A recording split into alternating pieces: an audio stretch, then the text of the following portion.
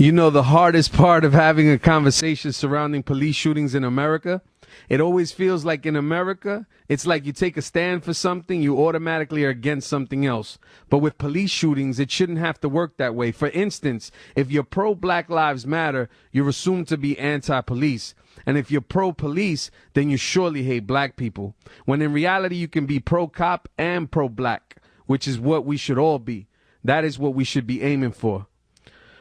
This is Behind the News Long Island. It's time. Check. Hey, yo, it's time.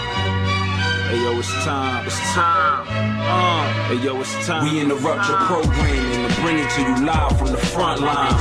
Strong Island where the gangs flee in one time. Police is brutal like the streets is. Let my speech increase the peace through your speakers. Beat our weakness, of course, is division. Caused by religion, race, poor, be in prison. Way more than the rich ones. The laws of the pawns for position. My flow expose flaws in the system. Look, you can't afford to be a bystander. Behind the news where the lies die, we strive for high standards. The real power's in the hands of the people. Politics, propaganda, it's all see-through. And that's word that serves. The time is now. For the youth in our roots, gotta stand our ground. Listen Tuesdays at 5. Tune in to 99.5 East Ways. Reporting live behind the news. Radio a break from the norm. As we advocate for change and reform. Behind the news. Unifying while exposing the counterfeits. It's the new voice of empowerment. Behind the new platform for the people it serves. Where the truth in your speakers emerge. Behind the news. Where politics meet their limitations. You get the real, never imitation. Behind the news.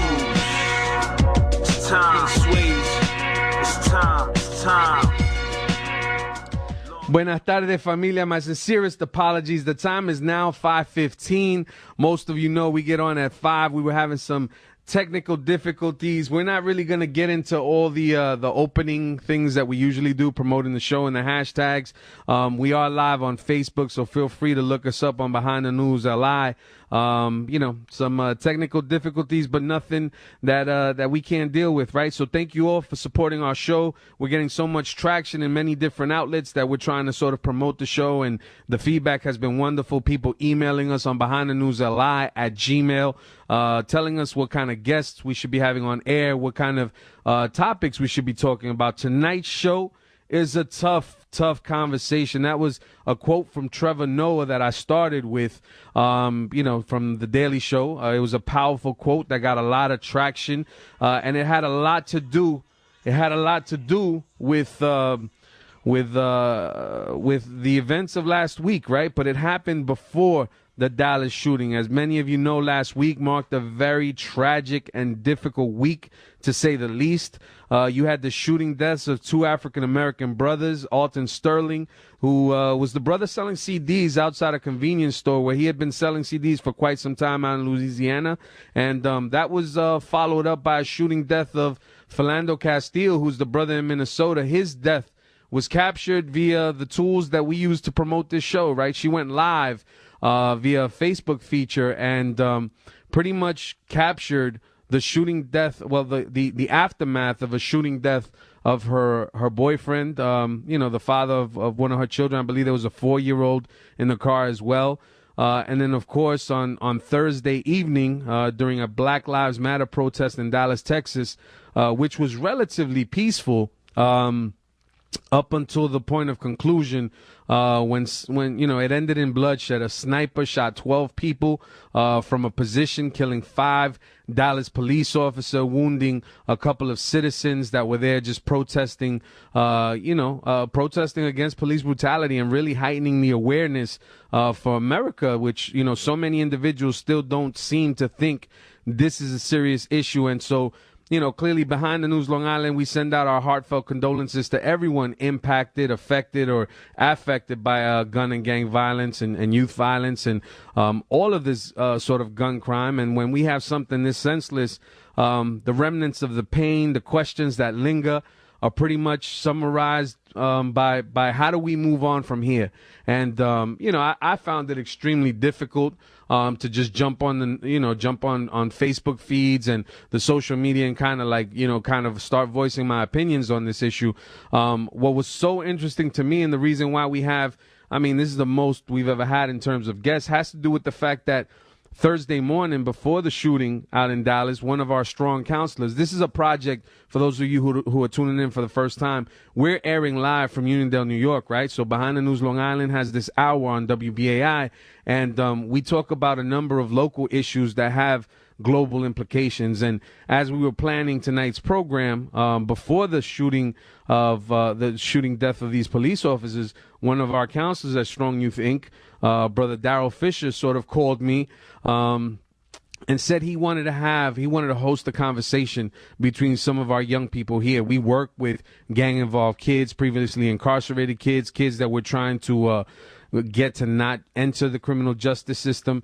And it was a heartfelt conversation that we had via the phone. And so Brother Daryl Fish is one of my guests, and I kind of just wanted to start, with where the idea for tonight's program, sort of the inception of the program. Brother Daryl, you called me. You said that you wanted to have a discussion on this issue. What moved you to sort of take that step? First and foremost, Brother Sergio, thank you for having me today. What really moved me and compelled me to even think about having this conversation is based on working with a lot of these young men and young women and fearing for their lives. And it's hard because here I am as a counselor trying to advocate for them to be able to work with, our law enforcement and then trust in our law enforcement. And then when they see this quite naturally, their reaction is, us against them. And, I'm trying to dispel that type of mythology.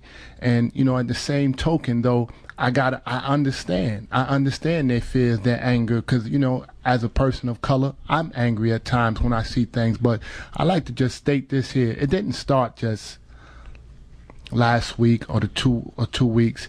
It goes back to Amadou Diallo. This is how far my passion goes. So, but now working with these youths, I want them to grow up to be able to embrace their community, the people that's policing their community, and not be fearful of these people. So this is why I felt this was a need of that. And so I think, when you mention your passion, your heart for this kind of work, your heart and your passion isn't by way of formal credentials and, higher education. You yourself have been a product of the criminal justice system. You've entered the criminal justice system, and now you're here sort of impacting young people, trying to get them to think differently than what you did when you were a young person. Absolutely. And how is it that these types of incidents sort of stump that opportunity? What impact does it have when we see these types of actions in our community? Well, first and foremost, the whole platform is to create a safer tomorrow. And, no matter how much, you say your credentials, your knowledge, your degrees, whatever, unless you change the thinking of a person to make them act different, nothing will come about. And, this is what I'm basically trying to do with these young folks, really to try to change their thinking, to help them to think, as a law-abiding citizen, as a person with rights. But it's hard when you see their rights, they feel their rights is not being honored. So that's what that's the hurdle I feel sometimes in dealing with them. I've listened to him, and I wish this young man, I don't want to put him on blast as the young folks says, but he is a very, very articulate and eloquent young man. And, I love to see their passion because it goes right to when I was their age, so. In studio, I'm also being joined by, many of you from the Long Island region. Probably know this brother. He's a retired Hempstead police detective. He was also a school resource officer. And, since he's retired, he's a man of faith, a man of God. He was always a man of God. But now he serves as a reverend. And he's currently trending, I can say, on social media because of a video that he posted up. Now, I knew the man as a police officer. I met him under very different circumstances when I was a juvenile. But I've had the opportunity to grow with him ever since I started Strong, and he was always one of those supportive law enforcement officers that thought outside the box. Brother Butler, thank you so much for being here. You posted a video, right? And you talked about how difficult it was to sort of put it out there, right? Because people were asking, why aren't more officers speaking out and things of that nature. What was it that, try and sum up, if you can, in a couple of short moments. What was it that you posted? Why did you feel it was so important for you to post that up on social media? First of all, Sergio, I would like to say also thank you for the invitation, for coming here. And I have to say that the video was posted because not only because of people asking me my opinion or how I felt about it, but also because I have a young son. My son is 21 years old, he'll be 22 years old. I pastor a church with young black men, Hispanic men, and also Native American men. And I'm afraid now that because of what's going on in our nation, that our young black men or men of color are faced with danger every time they go out. My son, again, I said, is 21 years old, so he may not come home at 1 o'clock. He may not come home at 2 o'clock in the morning. He comes home when he feels like coming home, and that's fine with us. But my concern for my wife and I is he going to make it home? Not because of some activity that he's done wrong, but because of some police officer that may not like him because of his skin color, or because they want to know why you out at 3 in the morning driving a Lexus, thinking that maybe you sold drugs or whatever, not knowing that his parents were able to afford it and give it to him or lend it to him. And so I'm afraid now that our young black men and people of color are in trouble, and are in trouble because I'm afraid of some of the police officers that I believe are corrupt. And I believe some of them are corrupt because of fear, and there are other reasons that go on. I've been asked plenty of times, do you think it's racism that's involved in this? And I didn't say racism is not involved. Racism is probably a part of it, but I don't think that's the main agenda. I don't think a police officer comes to work and says, I'm going to take out a black person today. I just don't feel that in the atmosphere. I never felt that in the atmosphere working with the police department or anything, even though I know there are some racist police officers on both sides, both black and both white. So I've seen it on both sides. So I'm concerned with that in itself. And if you saw the video that I posted, it was basically to inform both sides that some change has got to be made. One of the things that I found, and I would encourage people to sort of look for you on Facebook, because it was a powerful post. We put it on our page as well, because you shed light on the fact that you're a black man, you have black children, right, and you wore that badge. And you talk about, I told you that I disagree with you in terms of this not being a systemic racism, race-related issue. But, I do respect the idea that most of this fear by which so many law enforcement officers operate from is something that's perpetuated, and sometimes it's subliminal. And, so the fear of the black man is something that's promoted day in and day out, sometimes overtly, sometimes subconsciously, right? Like, and so when you deal with this, one of the things that you said is, you said that it has that you know of officers, both black and white, that are outstanding officers that go above and beyond. You mentioned that you worked with a number of white officers that were outstanding officers, but you also knew that there were those officers, both, again, black and white, that, I'm sort of gonna take what my takeaway was, that you knew had no business sort of being in the profession. That's correct. You would know that, and most of the time you wouldn't know it directly. You would know it indirectly. An incident I did have directly with an officer was that he'd done something that I did not approve of.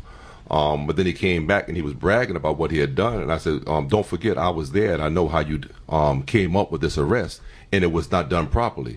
That was between he and I and a couple of officers sitting by the gas pumps when he used to have the gas pumps at the Hempstead Police Department. And while we talked about it, someone heard it and thought they were going to just tell on me and get me in trouble. What they did not know was they were about to get the person who I was talking about in trouble, because anytime you asked me something that I thought was wrong, I told you the truth regardless of who it was. So I did get called in. They wanted to know, and I used the word, you humbugged those brothers. And for those who know the street know that you didn't do it the right way. You set them up somehow, and you didn't do it the way it was supposed to be done. And so I got called in on that, and this was at the very beginning of my career in Hempstead, because I had transferred from the New York City Transit Police Department. But at the time when I was at Hempstead, this happened that time. And when I was brought in by my superiors, they asked me, what do I mean by it? And then what they were saying to me really indirectly was, you can't say that unless you have some facts behind it. That's really what they were saying. And I said to them, well, if you really want to know what it is, then this is what it is. And I told them exactly what I saw with a police officer that I felt had done something improper. Why do you think it's so challenging to get officers to call? You know, I mean, we part of the dialogue has been, why is it that, you know, we keep saying that the majority of officers are good officers, right? Yet you find it extremely difficult for individuals to speak out against, you know, sort of what's going on. And I think, for example, I'm a social worker, right? And I've been a professional in a number of different settings. If one of my colleagues was not doing what's correct, I have an ethical obligation, you know what I mean, to go up to my superior and say, listen, this person is causing harm. And it happens. It happens in the field of education. You know, there's teachers that should not be in the classroom, but they're tenured, they've done what they need to do, and so they're going to be there for quite some time. But it doesn't it doesn't mean everybody else kind of just buries their head in the sand and acts as if it doesn't happen. Why do you think it's so challenging to get the majority of good officers to stand up and say, yeah, you know what, this is horrible? I'll tell you why. Police officers and police work is totally different from social work or any other kind of work. Police work is a dangerous work, and police officers every day think about, am I going to make it home today? So as a result of that, and they have that blue line, that blue wall that you don't cross. You don't cross and tell on another police officer. And that's when they're working, because they know this, that if one police officer says that another police officer is doing something crooked, and that police officer is very well connected with the other police officers, well, when the police officer is in danger and he's looking for assistance, nobody's available. And you know, I mean, we've had a number of law enforcement officers that have shed light on this topic, and the difficulties that we sort of deal with when it comes to this. In studio, we have a parent, who's joined us, Ms. Tonya Gaines. She's the mother of one of our kids, and she brought one of her younger kids today. And when Brother Dow reached out to a couple of parents that, you know, could sort of shed light on how all of this manifests itself in our communities and the impact that it has on the psyche of a mother, and of the fathers in the community, right? Because so many of us in this room, well, not so many of us, but we have five parents in this room, and I can't help but notice that every time I see something go down, I can't help but think, God forbid if that was to happen to my child. God forbid that was my child gasping for air. God forbid my unarmed child had been pulled over for a taillight. You know what I mean? God forbid my child was selling a Lucy, or had taken a chocolate bar, or was playing with a play gun. And when you see this sort of manifest itself, what's the impact that it has? Ms. Gaines, thank you so much for joining us. Tell us, what's your perspective on everything that's going on? First of all, thank you for having me in here, Sergio. When I first heard about the incident, my heart was really stopping. I'm like, this can't be. I mean, like Dara was saying, it has been done a long time. And it's not so much of what they're doing, it's like the training. I don't feel that the cops are getting the proper training that need to be getting done. I mean, they train a little bit, then when they go outside, they don't instill the training they got taught. It's like it has to be something better for the citizens that are here. Also, that you here to protect and serve. How you protect if you're going to do this to an innocent person? Yeah. I don't feel that's protecting. That's like being like you supposed to be there for the citizens, or if somebody's called for your help, how are you helping them if you're doing the opposite of what you're trying to help?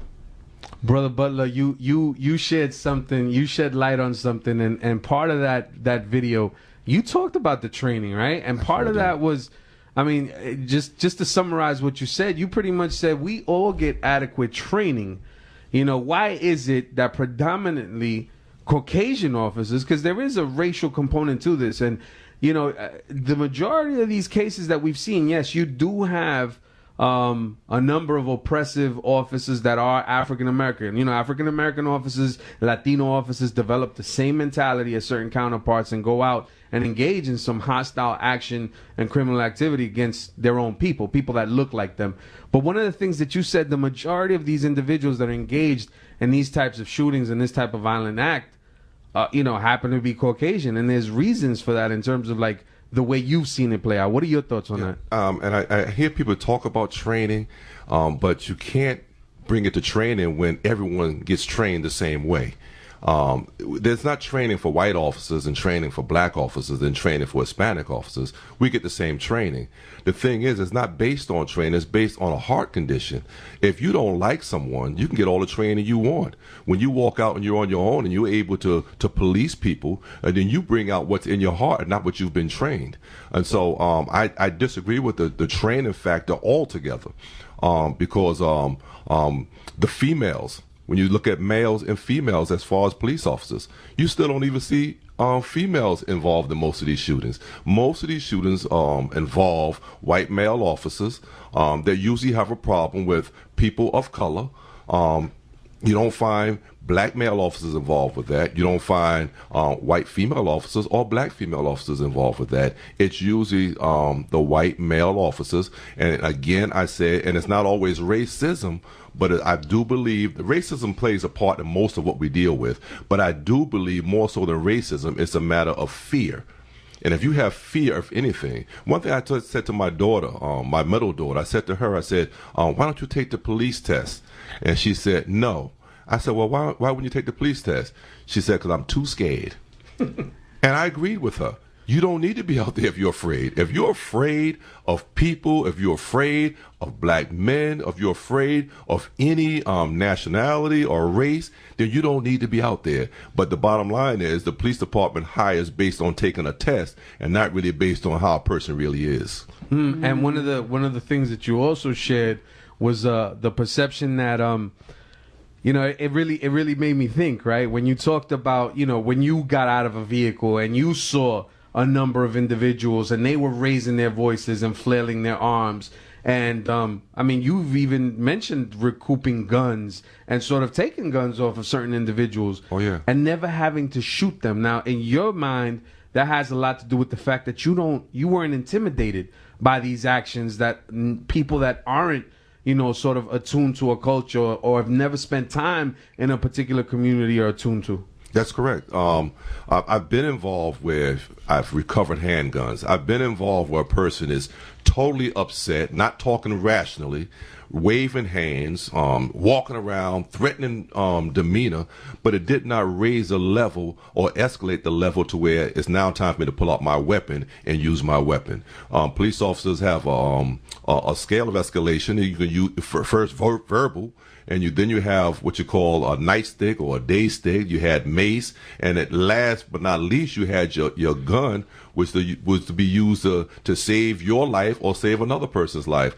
So the gun should not be the first means of defense. We should be able to use an intelligent conversation to bring a person down and not allow them to take you to where they are. Powerful stuff. We have some young people in the room. One of them is Ms. Layla Mays. Layla, how old are you, Layla? 11. Now, part of this discussion and dialogue, and we have some other brothers, here, a brother named Emmanuel Fernandez, and another brother who's joining us in the conversation that might partake, Marlon Porter. When we talk about this issue, one of the things that's sort of, that we've noticed is that young people oftentimes aren't included in this dialogue. When I think about Layla, and some of the things that she's witnessed, some of her life experiences already, life isn't necessarily easy, and oftentimes young people aren't engaged in the conversation and asked to join in. Layla, when you see all this stuff sort of play out in the media, what are your thoughts? What goes through your mind? I feel like it's not fair because they have other tools, like he said, and they shouldn't use the gun first. They should talk to them. And I feel like when they say license and registration, they don't give them time. They always have to use the gun first. When you're young, You know, and I mean, I remember being a young person. Wasn't too long ago, but I remember when you're young, you kind of have a fondness for police officers. You like police officers. You don't necessarily think negatively of police officers. Do you ever believe there was a time where you really liked law enforcement and felt that they were good people trying to do good things in the community? Maybe when I was like 7. Okay, back in the day when you were 7. So, you know, there is a time, right? You know, Emmanuel, when you see cops in the street, and you know, you kind of do feel that that they're there to protect and serve and all these different things.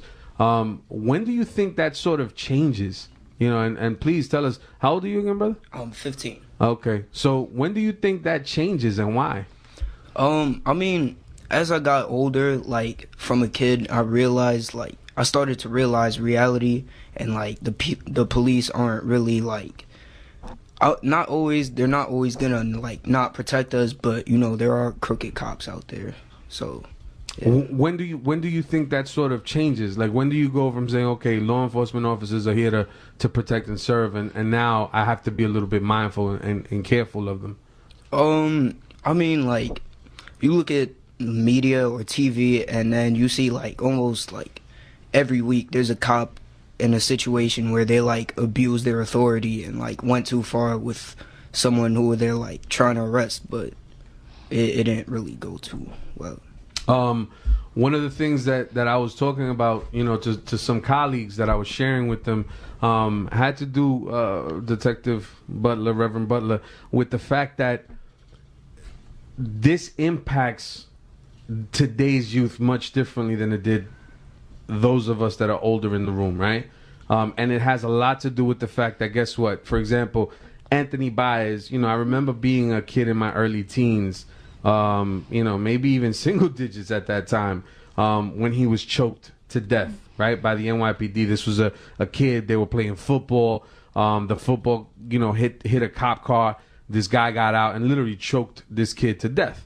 And, you know, Jessica San Clemente, Richie Perez, former Young Lord, who's done a lot of action against police brutality. They'll tell us that the stories were incredible, the things that they were witnessing and the stories that they were reporting on.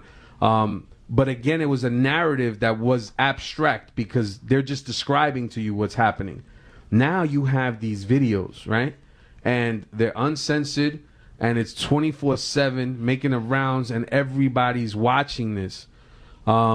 And, you know, I mean, we know for a fact that there's close to 1 million police officers in the United States. That's right. And we know for a fact that it's not, you know, there's not 1 million officers engaging in this type of activity, right? That's correct. We know that when you look at these types of incidences, it's a minute number of officers, but the videos are so psychologically they're traumatizing.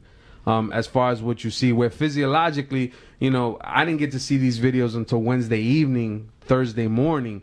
And my partner and I, we were talking, and literally, we watched these videos for the first time together, and it physically made us sick. Like, you know, my wife had to start praying, and I felt like nauseous, like my stomach started hurting. Now I'm thinking about these young people sort of dealing with this on their own, and who do they discuss? Who do they have these conversations with? And the impact that's having on them. Well, you know, like, so what are some of the things that you think are important in terms of having this dialogue? I think this dialogue is very important because you do need to hear what the youth have to say about it. And the youth are dealing with things that, like you said, you and I have never dealt with. As a kid, you know, if you saw police brutality, it was in a movie, or maybe on the news, but you don't see it the way we're seeing it today. So it's a real negative impact on our youth. And then on the other hand, because we're seeing all this, and then we have people starting to take matters into their own hands and starting to retaliate, you're going to have fear on both sides now. And again, when you start having fear in either direction, it's going to cause some chaos. I said to my wife about 5 years ago, I said to her, we're heading into a society of lawlessness. And once the police stop policing, we're all in trouble. It doesn't make a difference who you are or what color you are. When the police stop policing, we're going to all be in trouble. And then when the people have had enough, and I know my people, people of color, we've had enough. We've had enough of watching our kids die, and then nothing's being done about it. Nothing's being said about it. We've had enough of even like last week where 2 black males died, and shortly after that 5 police officers died, and we are not even talking about the 2 black males that died anymore. It's almost like these lives mean more than other lives, and that's a concern. And when our children have to look at that, they'll take a negative attitude towards. When people of color look at how it's being portrayed and how it's being looked at, they have a problem with that. You know, one of the things that you bring up is this sort of this difficult rope that you have to walk, if you will. You know, it's a fine line, and you talk about that blue wall, right? But I also think about, you know, a number of officers that I know, you know, black and brown brothers. Some of them I grew up with, some of them I've met now, and these are friends, right? And the dangers that a black officer sort of goes through, right? You know, I mean, I have a friend who just joined the force, and my dialogue and my question and our discussion had a lot to do with, you know, making sure that he's not, when he's off duty, that no one sees the gun on him, right? Because of the fact that we know, you know, black officers, for example, have been shot. You know, they are overrepresented when it comes to violence from one officer to the other. Friendly fire. Yeah, friendly fire when officers are off duty. You know, they talk about this sort of pain and suffering of saying, wow, like what, you know, I'm the father of a black child, right? And my child has to go out there, and God forbid they could be, you know, sort of the victim of this type of activity. Sergio, I'm with you 100%. And if anyone says that this issue is not real, that's because they're not paying attention. And if they don't think that our young black men are being killed by police unnecessarily, they don't understand what's going on. And so I don't even want to hear the fact that you know, a lot of times they say, well, he had a record. Well, right now, most of our young black men get a record. And sometimes the record is not deserved. And then they want to use that against them and say that this is the reason why they did it. That's not the reason why you did it. The reason why you did it is because you're afraid of this person. You have to interact with that person, and that person's not reacting the way you want them to, and it brings fear into the matter. And when you talk about these individuals that have these records, you're not... You know, these records don't sort of come to the surface until after the fact, when they're sort of trying to justify or come up with reasons as to why, you know, this took place in the first place. Darryl, what's up? I just wanted to chime in on what Reverend Butler said and Miss Gaines said about when she said training, and he said it's not about the training. You can't train a heart. You can't train a soul. And, you know, the Dallas Chief Police said something about society expects too much of police. I don't expect nothing more than being treated like a human being. That's all we ask for as, you know, society when we engage with the police. So when we, you know, look at these police, we're asking them, look at us like you look at your son, look at your brother, look at your mother. That's all I'm asking. I don't want no more, no less. And this is what I'm trying to, you know, share with these youths. How can I share that when they're seeing things visually? How can I share that when they're seeing a visual image of they're being treated less than?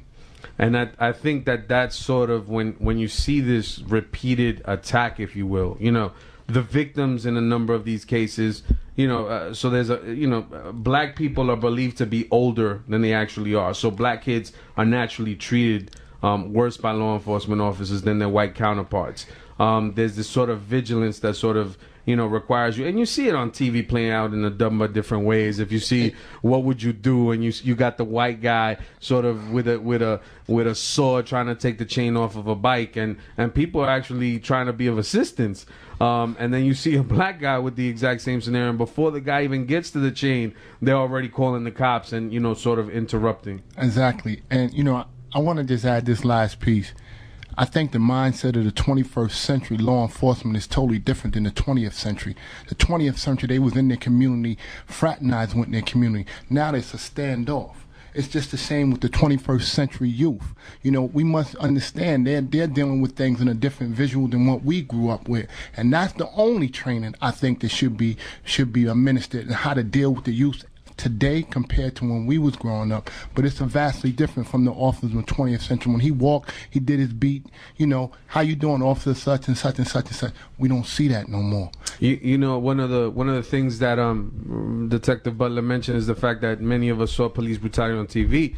I mean, I saw police brutality front and center. Like I witnessed it. You know, you saw it on a regular basis. Individuals that didn't speak the language and didn't understand the orders. I'll never forget the day one of my guys was walking down the street and the officer bumped into him and he dropped a fork on the floor and got yoked up and arrested for littering.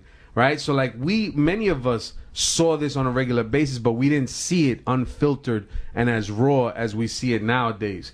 And it definitely has, it leaves that lingering impact. And when I hear, you know, I mean, I'm trying to be empathetic to the chief of police in Dallas because of what he's gone through, but he is saying some things that I completely disagree with. And that was one of them, the idea of we're asking too much of police officers. Like, no, we're asking you not to kill unarmed people. We're asking you to sort of be conscious of your bias, of these number of things that are sort of occurring and how we can sort of help change the state of policing. Brother, you know, Brother Emmanuel was just joined. This is Brother Jordan, right? No. Nope. What's your name, brother? Jamani. You know, I know you kind of missed some of the conversation. But you know, what are your thoughts in terms of some of the things that we're seeing today, and how do we help heal and move this issue forward and try and find some resolution to this? I feel basically like the community needs to come together. Things that they're doing right now is alright, like the protesting and stuff, but it's turning into violence, and that's basically making it worse. So like the cops, like you said, they're going against blacks and dark-skinned people. Basically still like a racism thing kind of going on. So we got a lot of, you know, we've been having some internal discussions. You know, here at Strong the following day after the shoot, Friday morning, we met with some officers from the Nassau County Police Department. We're going to be working on some collaborative efforts to try and, you know, sort of engage in some dialogue. And we've been talking about different ways by which we can get our young people to sort of connect, right? And our idea is not for our young people to learn about officers as much as it is for the officers to learn about our young people, and get them to understand. Because I will never hold young people accountable for acting like young people. There's a reason why young people engage in the activities that they do, and oftentimes the criminal activity that exists in communities of privilege, in affluent communities, is much more criminal than what our kids are engaged in. It just so happens that the policing efforts that are placed in our communities criminalize, you know, regular adolescent behavior in a number of different ways, and our people can't defend themselves the way other folks do. Brother, Brother Butler, you've worn the shield, and you're out in the community dealing with a number of these issues. In your opinion, as a former law enforcement officer that's, you know, out there grappling with, you know, to save the souls of so many of these young people and trying to give them hope and aspirations, what's your messaging, even for your church and for the young people that you come across every single day? What's your messaging to kind of counteract the negativity that exists out there currently? Well, I tell my membership and even my sons that you will never be able to change the heart of a person, but you could change your ways of responding to it in any kind of way. You don't have to sit up here and go back and forth. And this is one of the things I put on the video that's out there, is that a police officer may be right or he may be wrong. It's not our duty to go back and forth with a police officer on the street. My biggest concern is not only for my son, but for all of our children, is that our children be able to come home. And I'm talking about coming home alive. I don't need some news that your son was taken out of here because there was a car stop and some altercation took place at a car stop. I tell my children now, if you get pulled over the police officer, you leave that alone. You take a mental note of their shield. You take a mental note of the car that they're driving. Some police officers don't wear the shield, so you don't know what you're dealing with. But every police officer may be in a car, and some of them are unmarked cars, but it's still a license plate. Take that information down, and I'm not talking about run up to them, give me your name, give me your license plate number. I'm talking about mentally taking a note of what's going on and then going to speak to someone who's in authority. Yeah, so I mean, you know, and I think that was powerful, right? Because sometimes our young people feel that they have, you know, particularly when you're not doing anything wrong, you feel like you have certain rights, and you know when those rights are being violated, and you know when someone's not acting accordingly. And so in countering that with, oh, I know my rights and blah blah blah, you know, that may very well cause you your life. One of the things that I've partnered with Fred Brewington, and he's worked with a number of individuals, a leading civil rights attorney that's been on our show on a regular basis. And one of the things that he does is he has a workshop called, you know, don't start nothing, won't be nothing, maybe, right? And this is this idea of you need to know your rights. You need to sort of exercise those rights, act accordingly, but make sure that you still live to tell your story. That's exactly that you right. still don't make the matter worse. That if you get these sort of this, if you're able to capture that information, right? These are survival tactics that unfortunately not all individuals are groomed and sort of you know, all individuals don't have to learn these rules, but these are survival tactics. And you just have to be, our youth really just have to be careful, because if there was a way that you could look at police arrest, and if you could just detail their arrest and you look at them, and anytime you start seeing disorderly conduct, resisting arrest, loitering, resisting arrest, in my mind as a police officer, it tells me that this is a bunch of garbage going on, and as a result of it, I'm going to take care of this person. And these are some of those minor crimes that we know sort of you know, are used to put our kids in that system and make it where they can't break away. Brother Daryl, closing thoughts, you know, as far as your work and what we're trying to do here at Strong. Again, I thank you for having me, and for all the youth that I'm working with, know that you have some people champion for you and trying to enlighten you, as the Reverend Butler said, to conduct yourself if ever approached by the police. But I think, you know, from my personal conviction, my platform is striving to create a safer tomorrow. I think it takes both sides. If you really about that, you know, as they say, you're about that action, create a safer tomorrow. When you walk out, you want to come back. That's the same thing I want for my son, my granddaughter, and for these youths. Ms. Gaines, when you think about the young people that you sort of come into contact with, whether it's here at Strong or, you know, your family, like what's the messaging that you want to send out to maybe law enforcement officers from your perspective, as far as what you hope and wish they learn to do differently? Change. We need a better plan, a better standard. We need change for the youth, because this is supposed to be our future. So we need to enlighten more and just try to focus more on the young generation. So development is real important, brother. Yes. Emmanuel, what are some of your thoughts, you know, in closing?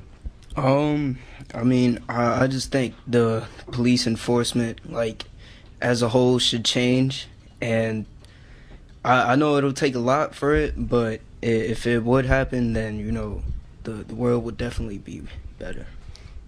Brother Butler. Yes, again, I believe it takes both parties. Brother Fisher? Yes. Brother Fisher stated that right up front, that both sides have to make some change.